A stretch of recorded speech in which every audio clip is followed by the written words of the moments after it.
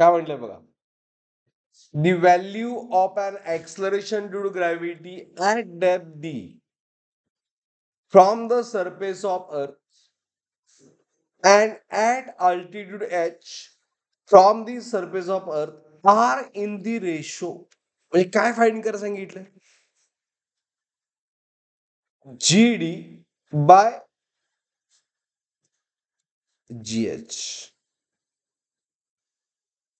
आपलं हे फाइंड करायचं.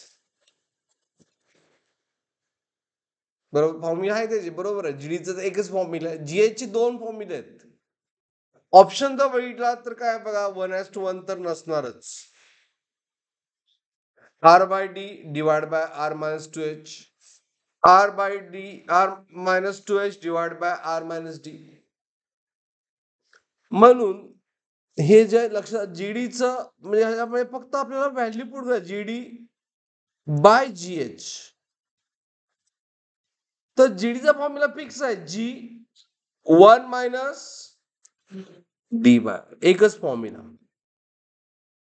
GH चा फॉर्म्युला कोण सांगणार, कुठला यूज करायला पाहिजे, G into 1 minus 2H by R असा एक फॉर्म्युला लिहून दिलाय बघा, ह्यामध्ये हा फॉर्म्युला सांगणार.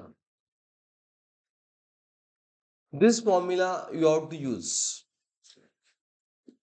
ओके, मी लिहून दिलाय. अँड ज्यावेळी height less than half of radius असं सांगितलंय. ओके, त्यामुळे जी गेट कॅन्सल, मी क्रॉस मल्टिप्लाय करतो वरती, R minus D, R numerator मध्ये R minus D divide by R, आणि डिनॉमिनेटर मध्ये काय येणार, आर मायनस 2H